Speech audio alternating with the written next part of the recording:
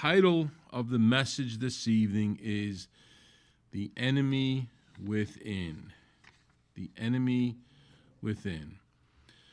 So Los Angeles and other sanctuary cities are rioting. There's no surprise there, right? The same rioters who held pro-Palestinian demonstrations are now holding anti-ICE demonstrations, right? Same people, different flags. So Israel's under attack. Iran is burning. West Virginia is suffering from devastating flash floods, and it's got to make you ask the question, what the heck is going on in the world, right? Upheaval. Upheaval's going on in the world. The world as we know it cannot and will not last forever.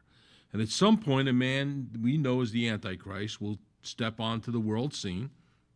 And when he does, he's going to bring a false, temporary peace to a world in turmoil. And so what we're seeing, I believe, is the beginning of birth pangs. The birth pangs Jesus spoke of in Matthew's gospel. And so what we're seeing is what Jesus said we would see. And you'll hear of wars and rumors of wars. See that you're not alarmed, for this must take place. But the end is not yet. For nation will rise against nation, and kingdom against kingdom, and there will be famines and earthquakes in various places. All these are but the beginning of birth pains. Now, I'm going to read you an article that was published in the Lion and Lamb. And it says, what we're witnessing happening all around the world today, all sorts of weather calamities, out-of-control hurricanes, record numbers of tornadoes, increasing earthquakes, devastating floods, and destructive forest fires, these are disasters that are occurring more and more frequently and causing greater and greater damage with each passing year. Nature has clearly been getting out of hand, and it's getting worse. In addition to increasingly destructive weather, earthquakes have also plagued the world over the past few years. The annual number of great earthquakes has been nearly tripled over the last decade. Between 2004 and 2014, 18 earthquakes of the magnitude of 8.0 or more rattled the zones around the globe, an increase of 265% over the average rate of the previous century. Leading news agencies are warning America might be overdue for the big one. So God is preparing us. He's getting us ready so that we're not caught unaware. Paul wrote to the Thessalonians, now concerning the times and the seasons, brothers, you have no need to have anything written to you, for you yourselves are fully aware that the day the Lord will come like a thief in the night. While people are saying there is peace and security, then sudden destruction will come upon them as labor pains come upon a pregnant woman, and they will not escape. But you are not in darkness, brothers, for that day to surprise you like a thief, for you are all children of light, children of the day. We are not of the night, nor of the darkness. So what's going on is God's getting the world ready for this return of his Son to rule and reign on this earth. So, as you all know, Israel is the very center of all of that. And so we're going to look at first tonight, is nation, Israel, rising up against nation, Iran? From the Jerusalem Post, the Islamic Republic of Iran has fired over 400 ballistic missiles, launched over 1,000 drones against Israel with fewer than 30 missile hits in civilian areas, killing about 25 people. 600 people have been wounded, and an estimated 4,000 people have been forced to move out of structures damaged by the missiles. But this might be half of the worst-case scenario that the military was expecting or prepared for. So they expected much greater loss. What you see on the screen, next slide, Joe, there you go. What you see on the screen right now, that's the Israeli anti-missile system taking down missile strikes. Now, there's been 1,000, as I said, 1,000 drones launched. None of those have killed anybody in Israel because about 800 of them have been shot down long before they ever got close to Israel. And as you know or may not know, Israel is right in the middle of an operation called Rising Lion. And Israel has strategically and surgically eliminated most of Iran's top military leaders in an effort to destabilize that country. And the objective is to cause chaos. and where hopefully the people of Iran will then rise up and take their country back. But the world is wondering, what is the United States going to do? Well, the president has entered the war room. He's been in the war room with his cabinet discussing our options. And so I want you to listen to this report from Koenig's Eye View of the White House. And it starts off by saying, breaking, President Trump in war room after Huckabee's message declares divine mandate. This is from yesterday. In a moment already charged with military tension and spiritual urgency, former President Donald Trump has now entered the war room amid escalating conflict between Israel and Iran. The move follows the release of a powerful and deeply personal message he received from U.S. Ambassador to Israel, Mike Huckabee, a message Trump himself posted on his official Truth Social account just hours ago. The message, written in Huckabee's trademark blend of pastoral authority and political clarity, reads, Mr. President, God spared you in Butler, PA, to be the most consequential president in a century, maybe ever. The decisions on your shoulders I would not want to be made by anyone else. You have many voices speaking to you, sir, but there is only one voice that matters, his voice. You sent me to Israel to be your eyes, ears, and voice to make sure our flag flies over our embassy. My job is to be the last one to leave. I will not abandon this post. Our flag will not come down. Now, that statement, posted by Trump with the caption from Mike Huckabee, a pastor, politician, ambassador, and great person, immediately reverberated across conservative and geopolitical media circles. More than a message of encouragement, this note reads like a call to destiny, a prophetic charge tying Trump's survival in Butler, PA, to a divine mandate to act. Trump added his own personal note. He said, you don't choose the moment chooses you. Listen to God's voice and you'll know what to do. I just realized that rhymes, doesn't it? Wow, not only is he making America great, he's making poetry great again. Sources inside the White House confirm that Trump is currently in a secure war room setting, receiving real-time updates from military intelligence briefings alongside close advisors. While official confirmation of immediate action is pending, this move signals a sobering pivot in this conflict. And so Huckabee goes on in his message to make a historic comparison. He said, no president in my lifetime has been in a position like yours, not since Truman in 1945. And so what he's referring to, of course, is when Truman made, and actually that should be 1948, when he swiftly recognized Israel as a state in 1948.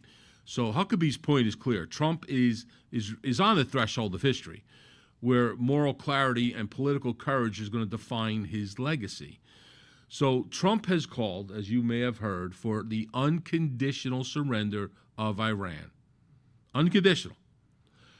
And so what was the supreme leader, the Ayatollah Ali Khamenei's response to that? Well, just a few hours ago, Reuters reported that he said, no way, he's not doing it. He's not surrendering. And so when Trump was asked what he was going to do, he was very vague. But he says, I may do it, I may not do it. I mean, nobody knows what I'm going to do, he said.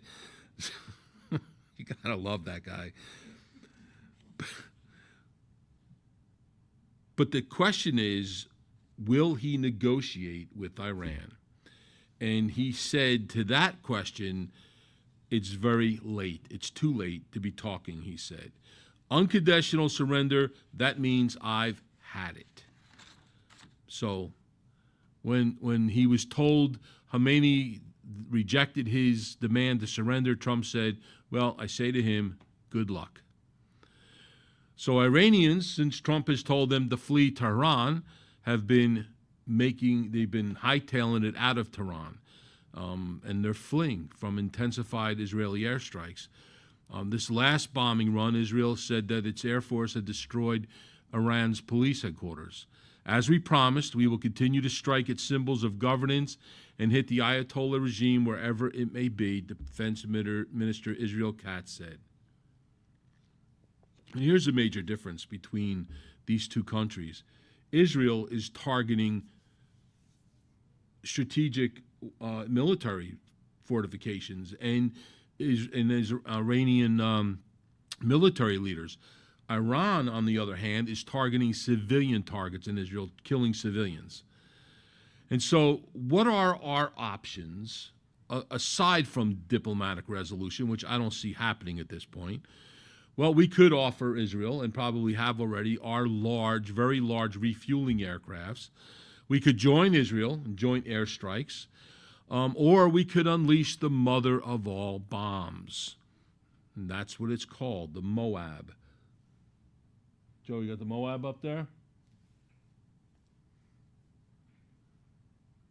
Joe, you fall asleep on me back there? Oh, back one. You're too far ahead. There you go. So, that is the largest conventional bomb that the United States has. It is a demolition bomb. And it does not hit the ground. It doesn't penetrate the ground. It actually detonates above the ground, creating a shock wave that destroys everything in its path. Israel doesn't have anything powerful enough to destroy the deepest of Iran's nuclear bunkers. Maybe if they keep whittling away at them like they have been, they could use the Moab. But the other option is our bunker buster bombs. That's the next slide. So what follows is unbelievable to me, but this is from ABC News. ABC News. All of a sudden, they're reporting the news. Go figure.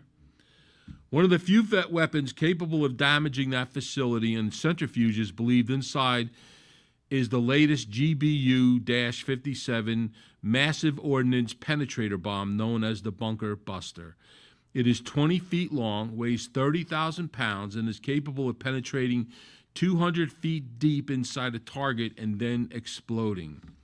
ABC's news contributor, retired Colonel Steve Ganyard, said the bomb, which has never been used in combat, was designed specifically to be used against targets in Iran and elsewhere where facilities have been built underground and protected by thick concrete. Ganyard noted that the bomb contains only 5,000 pounds of explosives designed to detonate once it reaches its subterranean target. It wouldn't be a massive blast. It would penetrate the ground and shoot up some debris, but it would not be a massive cloud, he said. Well, you don't really need a massive blast to take out a nuclear facility, right? Because it'll create its own massive blast. So those are just some of our options. None of them are good news for Iran. But, you know, Trump is quoted on Truth Social as telling the Ayatollah, we know where you're at, we know where you're hiding, and we're going to get you. Sounds a lot like, what's his face in Taken? Liam Neeson. Trump has a very specific set of skills. So, Israel and the West cannot allow Iran to become nuclear ready. They just can't. They will use a nuclear bomb on Israel, and they will threaten the West with it. So it has to be, that threat has to be eliminated. So what does that mean for the U.S.? Well, the Ayatollah Khomeini said just a few hours ago, the Americans should know that any U.S. military intervention will undoubtedly be accompanied by irreparable damage. Intelligent people who know Iran, the Iranian nation, and its history will never speak to this nation in threatening language because the Iranian nation will not surrender. Big talk from a guy who's hiding out for his life, right? Or is it? Listen, Iran can never defeat the United States and its allies in a conventional battle. It just can't. Right now, Israel owns the skies over Iran. They don't have aircraft capabilities. They've taken it out.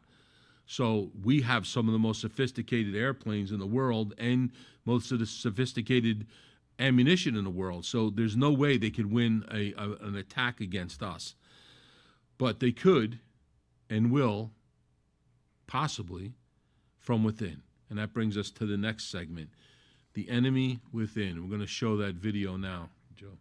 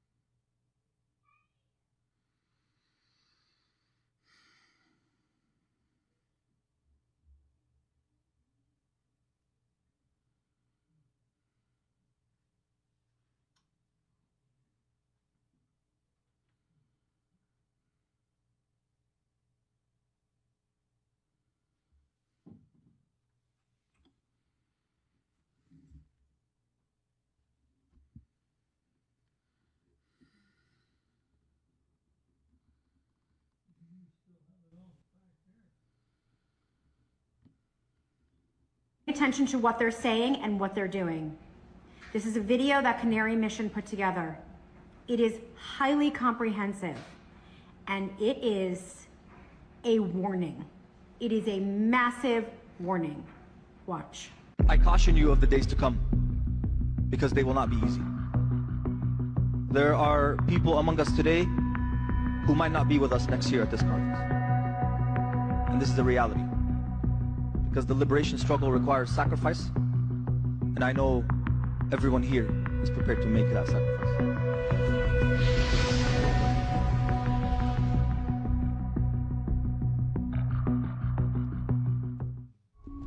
In May 2024, over 100 organizations gathered for the People's Conference for Palestine in Detroit, Michigan. More than 3,000 activists were in attendance. Speakers celebrated the October 7th massacre, called for resistance against the West, and mapped out a vision for the destruction of America from within.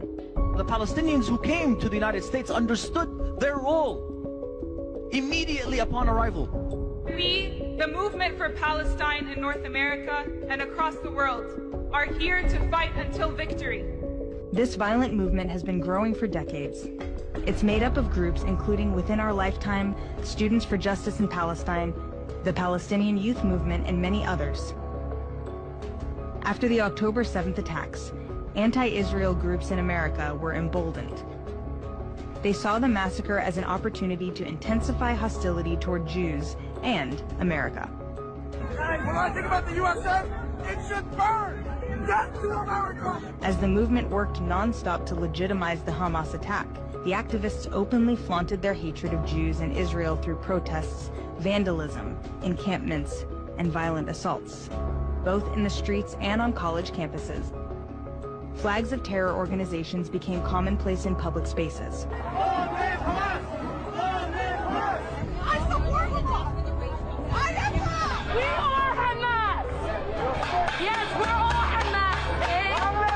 Activists celebrated the brutality of the October 7th massacre, drawing inspiration from the barbaric acts of terrorism.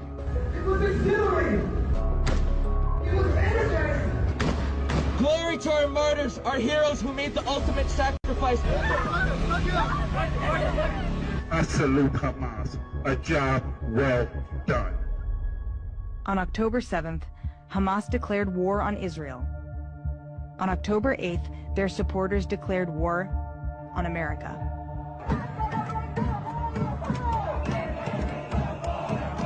It is time to bring the war home! It is time to smash this empire! The goal of the movement is not just to destroy Israel. Their primary target is the U.S. Empire will fall! Empire will fall! They call America the enemy, the beast, or simply empire.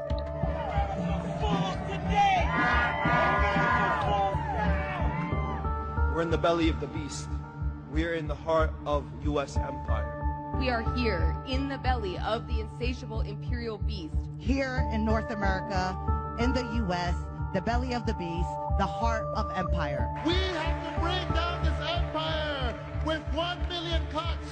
We will be hitting empire where it hurts most. Bring empire to its knees.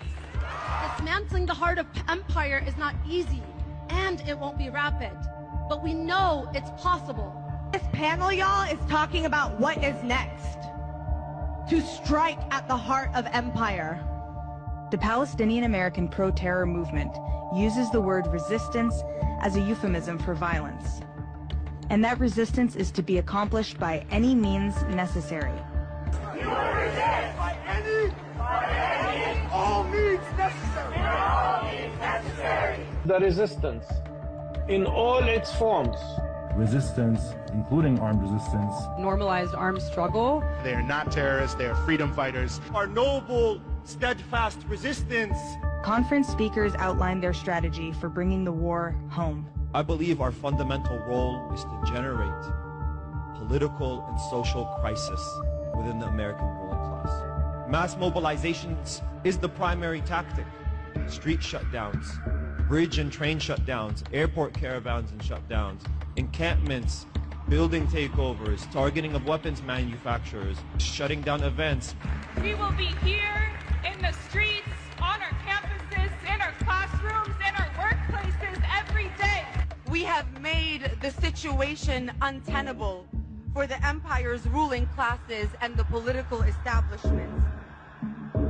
They have created a disruptive movement made up of students and faculty, turning young minds into anti-American extremists. Our movement has helped transform students into revolutionaries.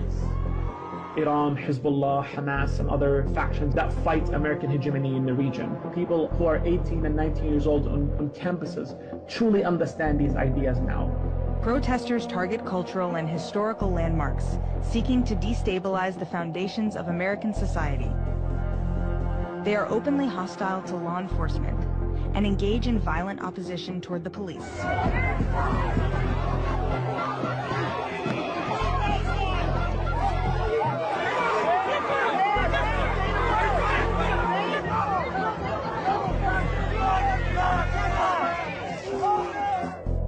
The influence of these organizations isn't limited to universities and public spaces.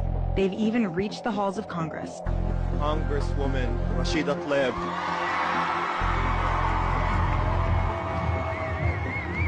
We're gonna move Congress, and we're gonna move the White House.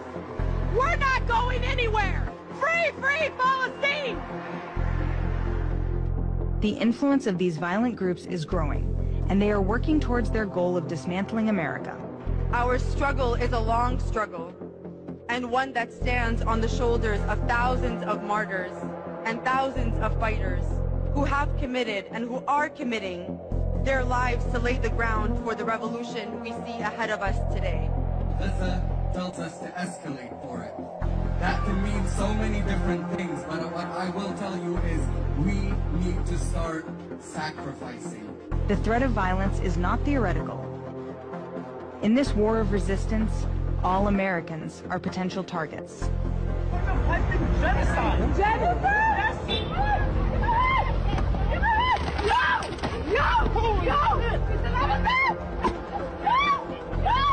These organizations are determined to achieve their revolution, whatever the cost, by any means necessary. Resistance, by any means necessary. If the enemy refuses to die, it must be killed. There is only one solution! The Palestinian diaspora in North America has committed its martyrs for this cause. Students have brought the war home. It is either victory or death. Either victory or death. They're losing their ability to control us. And this means that now the gloves are off, and quite frankly, anything is possible.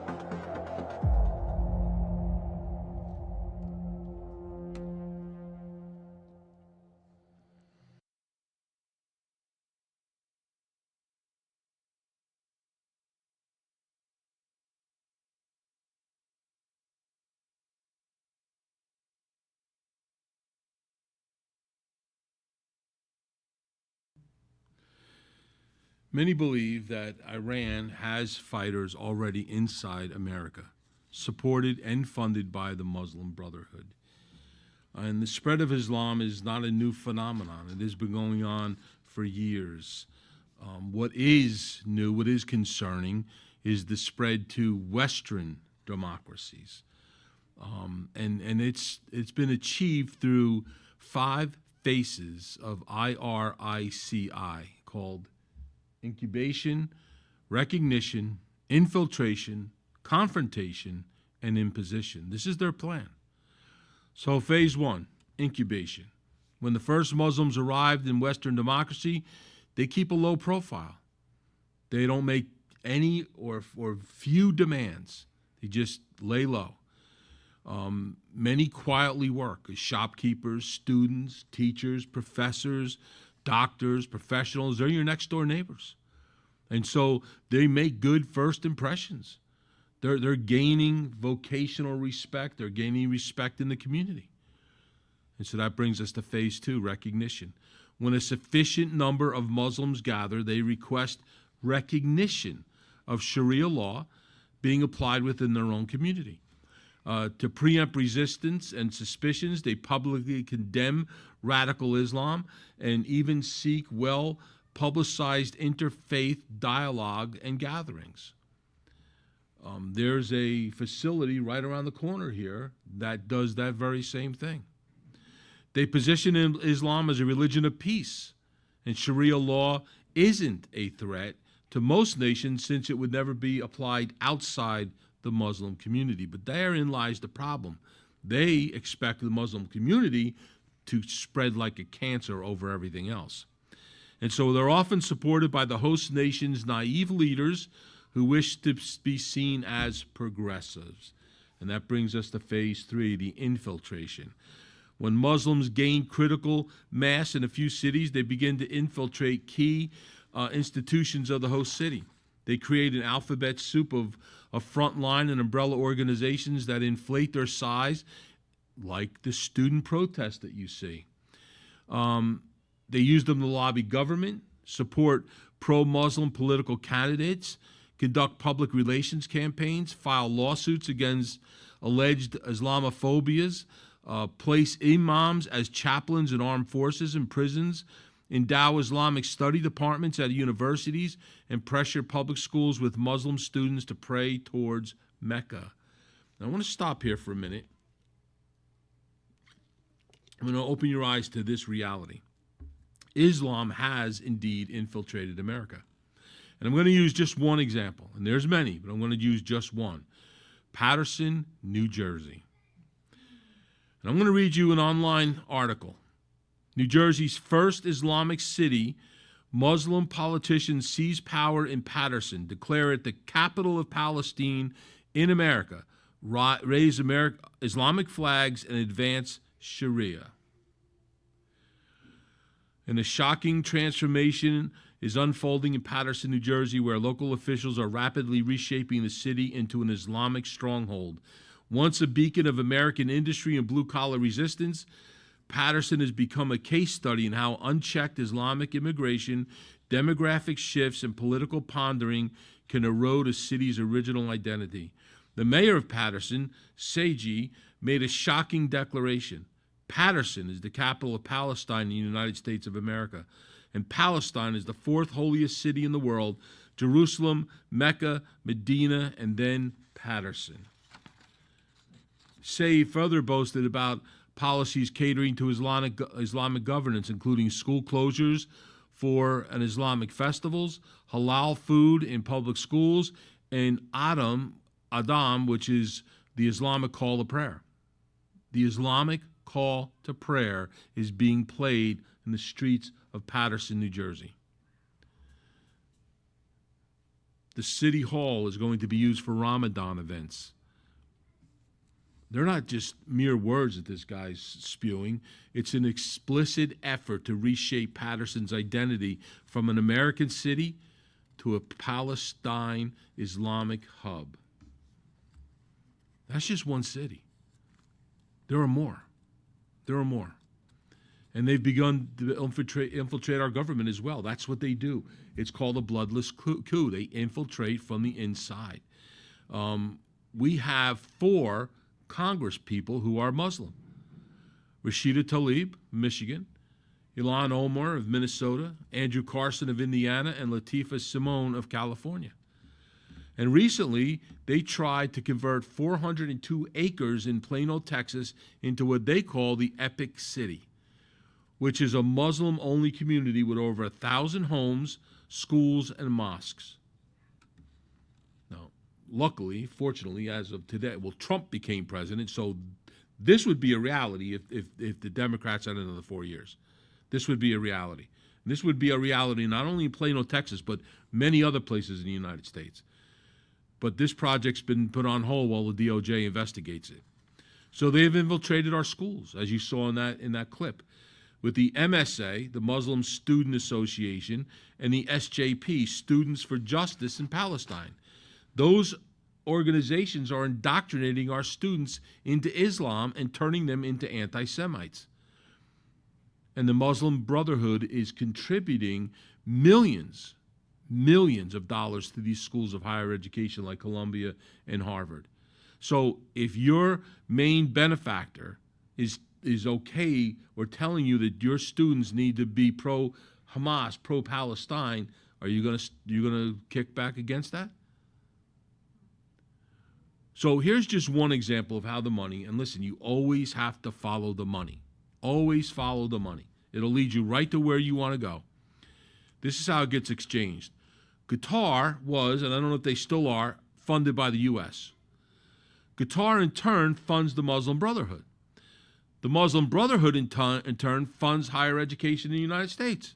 So the United States is essentially funding the anti-Semitic protest that you see in the schools today, where they're shouting there is only one solution, intifada revolution. From the river to the sea, Palestine will be free. And my old favorite, death to America or kill the beast. This is happening not only in the United States, but around the world. And protesters in Los Angeles just a few weeks ago were holding Palestinian flags, and now they're holding Mexican flags, right? Because civil unrest is a way for peaceful Islam to gain a foothold. They have infiltrated the United States, but they're not finished. Phase 4 is confrontation. Sharia, for them, is the only solution. When Muslims become a significant minority in the host country, they demand incorporating into its legal system elements of Sharia law. Often this demand is made while rogue elements of Muslim community threaten or engage in violence. And then it leads us to phase 5, imposition. When the Muslim population becomes the majority and or Islam gains control of a region, Sharia law is imposed across the region, which is then locked down against non-Islamic influence, including the gospel. The ideal Islamic state is Saudi Arabia, where Sharia law is only official law enforced with barbaric brutality. Did you know that in Europe there are what is called no-go zones? You will never see this on the news. As a matter of fact, they made fun of Trump when he held office the last time for even mentioning this. But these exist. They are zones where it's Muslim only, and you cannot enter that, especially if you're a Christian or a Jew. Sharia law is in effect there, and police are not allowed inside. I've seen these signs in Israel. If you're a Jew and you're caught on this side of the fence after a certain time, we cannot guarantee your safety. This is happening in the United States of America. There's 2,771 mosques in the U.S. There's 300 Islamic schools serving more than 50,000 students. There are 8 Muslim seminaries and madrasas for higher education in America, as well as 3 colleges and 1 university run by Muslims. There is significant growth of Islam through people accepting Islam in America. They do better at sharing Islam than we do at sharing the gospel. And anyone who challenges any of this is accused of having Islamophobia. Listen, if we have Islamophobia because we don't want Muslims taking over our cities and our nation, then we have Islamophobia. I'm an Islamic phobic.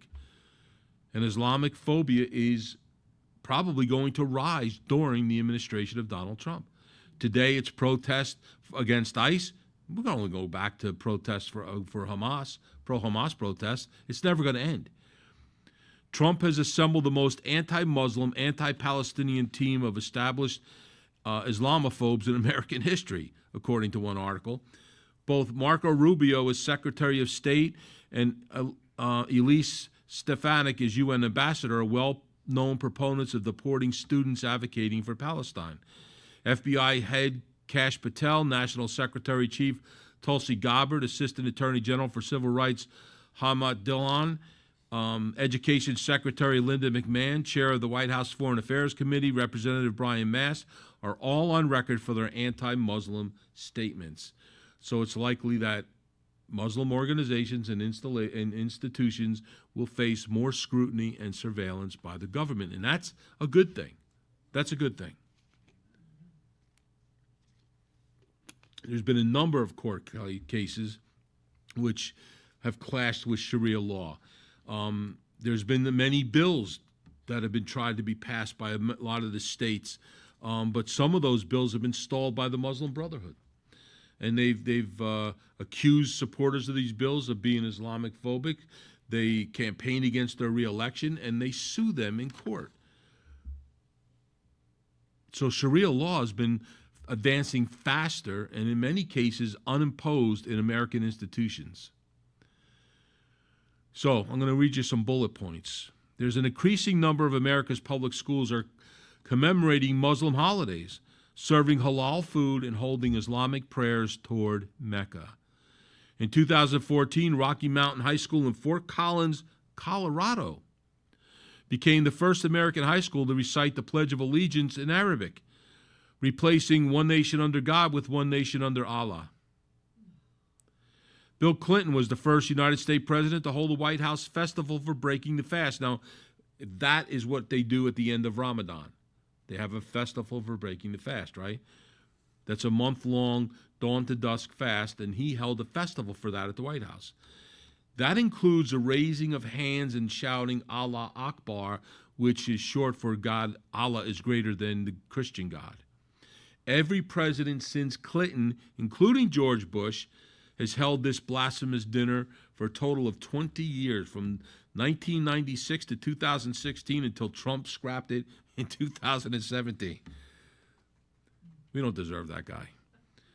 In 2000, Republican National Convention became the first United States presidential convention to open with a Muslim prayer to Allah. In 2007, a Quran was used for the first time to swear into office a new U.S. Congressman, Keith Ellison. In 2009, a Christian U.S. soldier in Bagram Air Force Base in Afghanistan received Bibles in 2 local languages from his American church as planned. The United States Army confiscated those Bibles, and instead of at least returning them to the church they came from, they burned them. They burned them. And when Terry Jones, a pastor in Florida, announced his plan to burn a copy of the Quran in 2010, General David Petraeus, the commander of the United States military forces in Afghanistan, publicly objected to his plan. And the U.S. Secretary of State at the time, Hillary Clinton, denounced his plan as disgraceful. I know it's almost hard saying that. In the landmark 2010 pro-Sharia ruling, Judge Joseph Charles Jr. of New Jersey concluded that the Muslim ex-husband repeatedly had raped his Muslim ex-wife. After testimony from the Muslim man's imam, the judge denied the ex-wife's request for a permanent restraining order against her ex-husband, citing the Muslim man's belief. This is New Jersey. To attract and manage Muslim wealth, an increasing number of American financial institutions have quietly begun taking steps to become Sharia compliant. That includes donating a percentage of their annual profits to Islamic groups and that are designated by their Sharia compliance advisors, many of whom belong to the Muslim Brotherhood and funnel funds to jihadi groups. In 2016, candidates who openly identified themselves as Muslims and campaigned for national or statewide offices numbered about 10. In 2018, that number rose 1,000% to 100. In 2021, President Joe Biden nominated the U.S. Senate, and the U.S. Senate confirmed Zahid Qureshi, the first Muslim U.S. District Court judge for the District of New Jersey. That's another reason I'm glad I left that state. So maybe it's wrong to say we've been infiltrated. I think that's the wrong statement to make. We opened the door and just let them come right in. They didn't have to do much infiltrating, right? So are all Muslims our enemies? Maybe not all, but they operate in a way that you're never going to know until it's too late. And I want to spend the remainder of our time, which by the clock hasn't changed, so we're still. I want to bring back a message I did back in January of this year, and for time, what time is it? 7:40. All right, I got to get that clock fixed. It's as relevant today, maybe more relevant today than when I did it in January. And so I've titled it Old News with a question mark because it really isn't old news. Now, I want you to imagine, well, and this is hard to imagine, October 7th style attacks here in the United States. Multiple attacks on multiple fronts across this nation. Imagine people being afraid to leave their homes and what that would do to our economy. And if what some people are saying may happen comes true, then this is a very real possibility of those things actually taking place. So I want to look at what a former analyst and targeter for the CIA, who was currently with the Department of Defense, had to say about this. Her name is Sarah Adams, and she appeared on a lot of reputable podcasts, which is really where you get your basic news nowadays, YouTube and podcasts, because you're not getting it from the media. She appeared on the Sean Ryan Show. Now, I love the Sean Ryan Show, but if you're a little squeamish about language, I don't suggest you watch it. But I want to share with you some of the things that she said may happen in 2025. She's telling us that there's very good possibility of attacks against our homeland. And if you think the attack against Israel on October 7th had no bearing whatsoever on the United States, you're missing the bigger picture. The date of the attack wasn't picked by coincidence. It was on that date, October 7, 2001, that the United States under President George Bush started carpet bombing Kandahar after the 9/11 attacks. The global war on terror lasted 20 years in Afghanistan, so it was no mistake that they chose that date to attack Israel. Dates mean something to them, just as specific dates mean something to us. I mean, we got July 4th coming up, right? September 11th was no coincidence that they chose that date because of what happened in 1922. On September 11, 1922, the League of Nations formally proclaimed Britain's mandate over Palestine. Arab nationalists opposed the establishment of a Jewish state in Palestine, and he declared a day of mourning. And so I believe that date, September 11th, 2021, was chosen for that reason because of what happened on September 11th, 1922.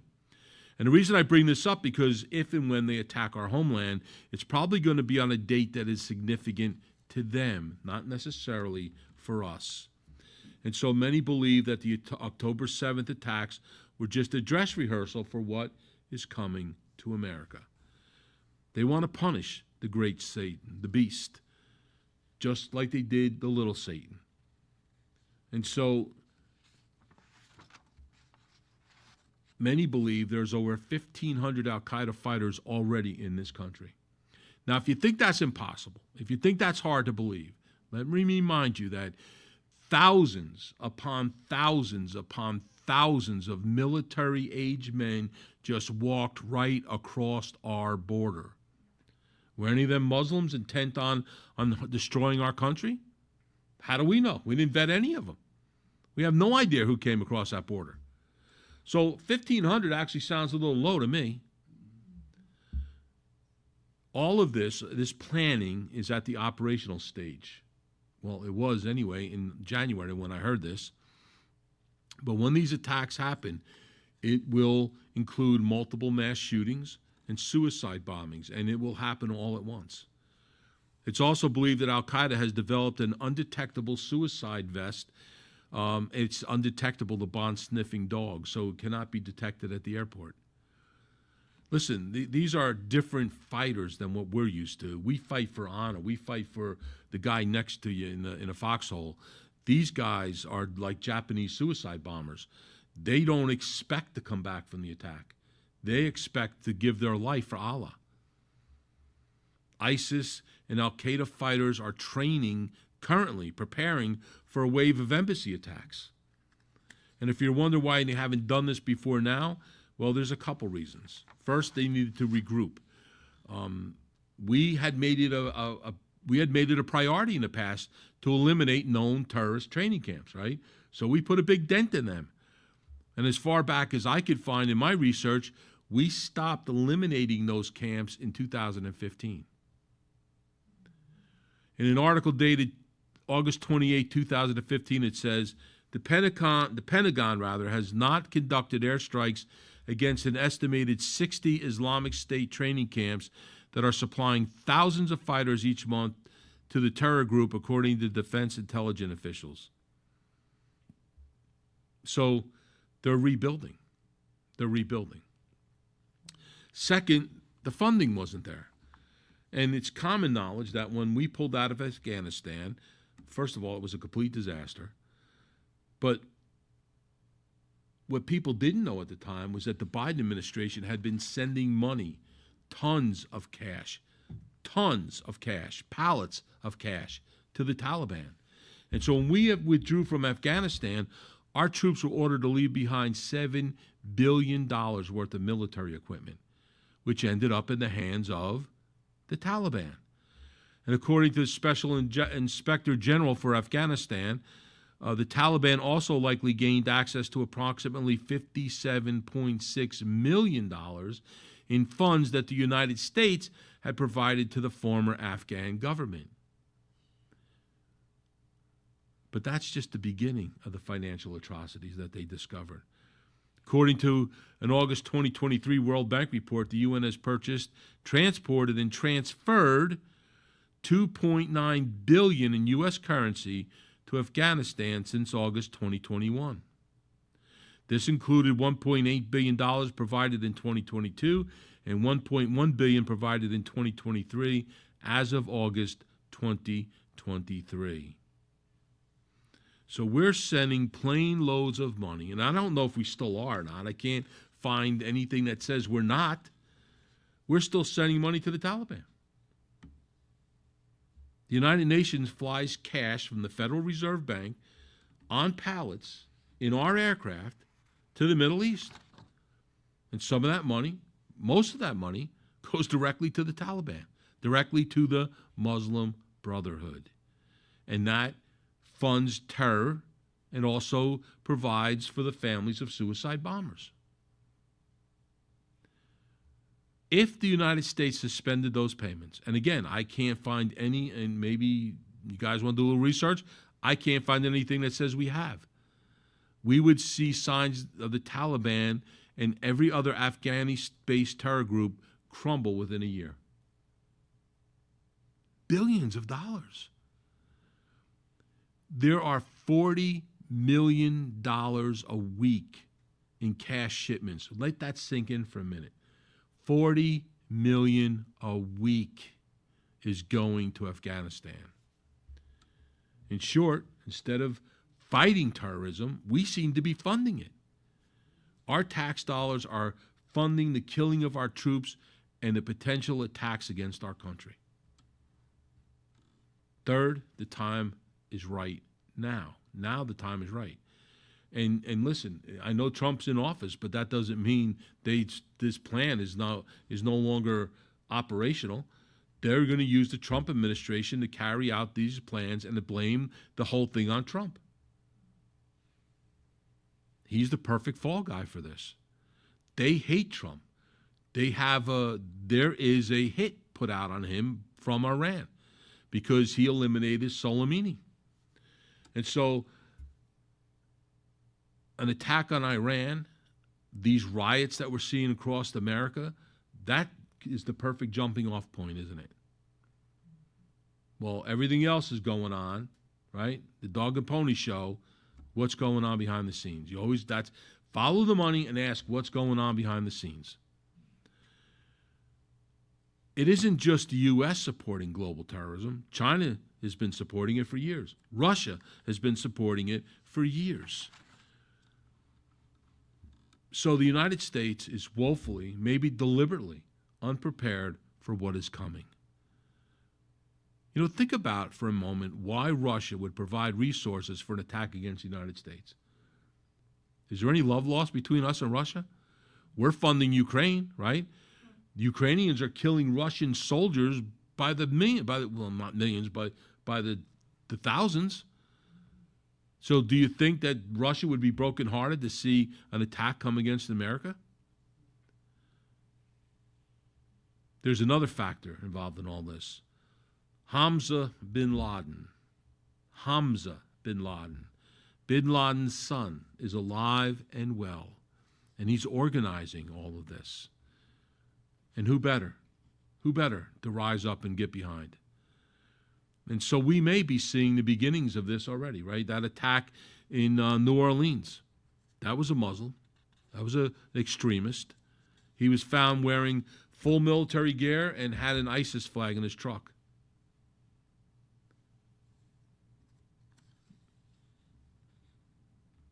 These training camps in Afghanistan, we know, they've been training, they've had separate camps for urban warfare, suicide bombings, and covert operations. They're not your mother's terrorists anymore. These are well-trained, well-organized, well-funded soldiers for Islam.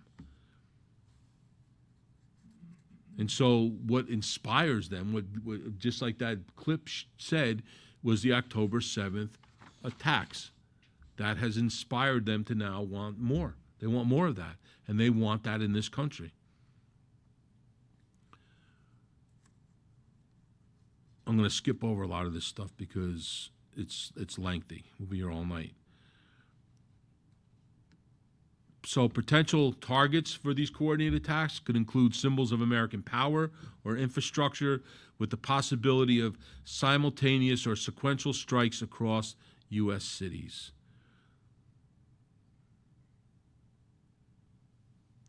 Countries under Islamic Army umbrella, as per Adams, include Afghanistan, Iraq, Syria, Lebanon, Yemen, Pakistan, Iran, Somalia, Mali, and Burkina. So the New Orleans attack, whether directly linked or not, serve as a stark reminder of an ongoing threat. With the potential for up to 60,000 casualties in the U.S. and attacks on U.S. embassies abroad, the severity of the threat cannot be underestimated. So we continue to pray, right? We don't know if any of this is going to happen. We don't know how good this intel is. She seems to have pretty good connections. But we continue to pray that if there is anything like this being planned, that it would be brought to light and it would be stopped before it ever gets off the ground. You know, and listen, and with all the stuff that's going on in the world, now is not the time to be sitting on the fence with your decision to submit to Jesus. That's for certain.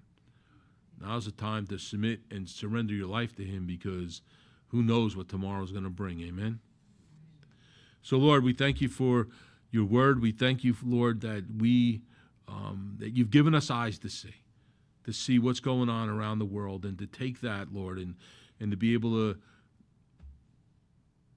to compare that to what the Bible says. And Lord, it just matches up every day. We see the Bible, the pages of the Bible coming to life right before our very eyes.